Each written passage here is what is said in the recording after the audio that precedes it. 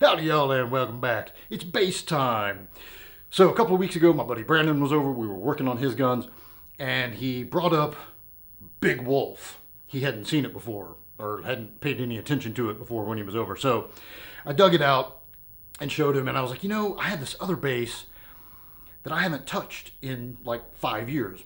Almost 6 years really. So I dug it out, like literally dug it out from some crap. And it was a mess.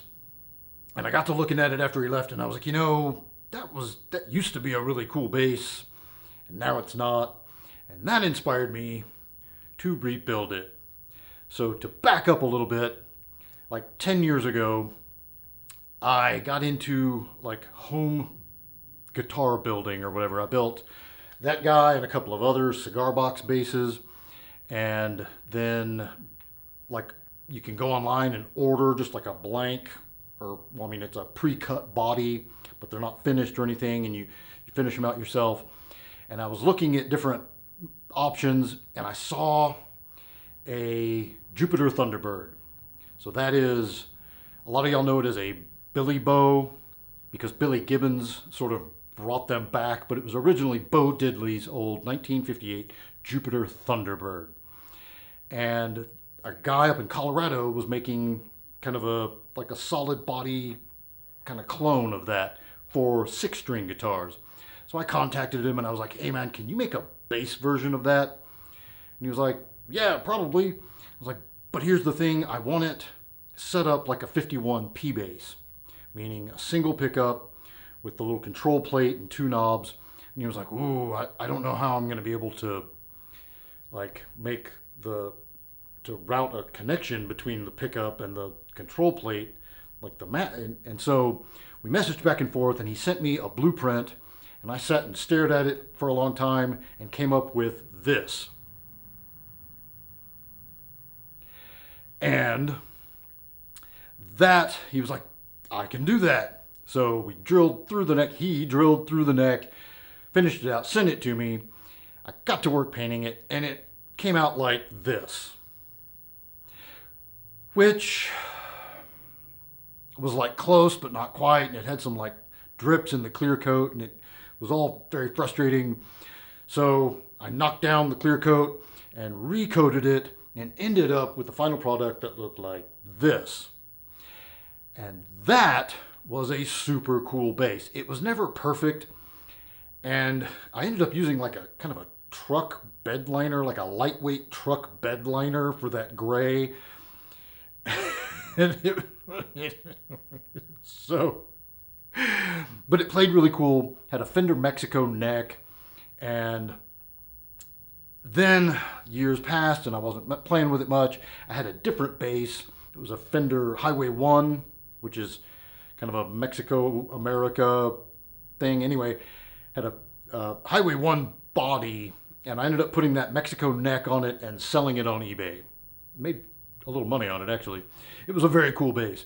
And that left me with this crappy Squire Indonesia neck that I put on the Jupiter Thunderbird bass, and I just never liked it. And I put it in a bag and put it in storage. So anyway, I decided to resurrect it. And that started with a paint job. Well, before I could do a paint job, I had to strip that like bed liner stuff off of it. So let's take a look. I tried to chop this up, show you kind of how it went without boring you to tears. Let's take a look.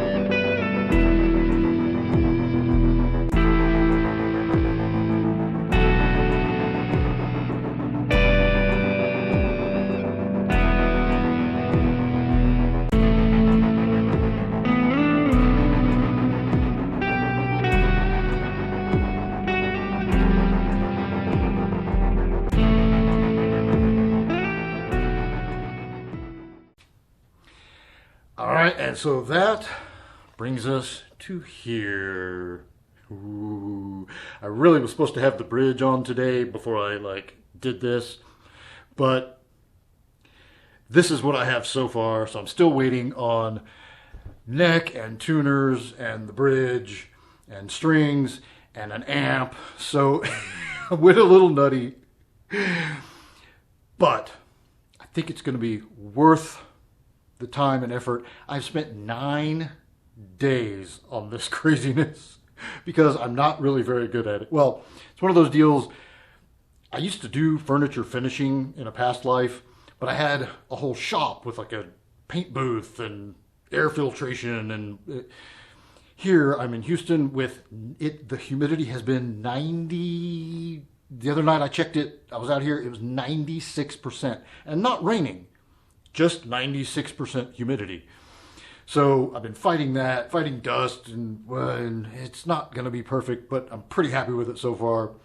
Still have a little work to do on the back, actually, but anyway, the next installment of this, I'll have it all buttoned up. I'll even plug it in and embarrass myself with some playing, but I just wanted y'all to know where I've been and what's been going on.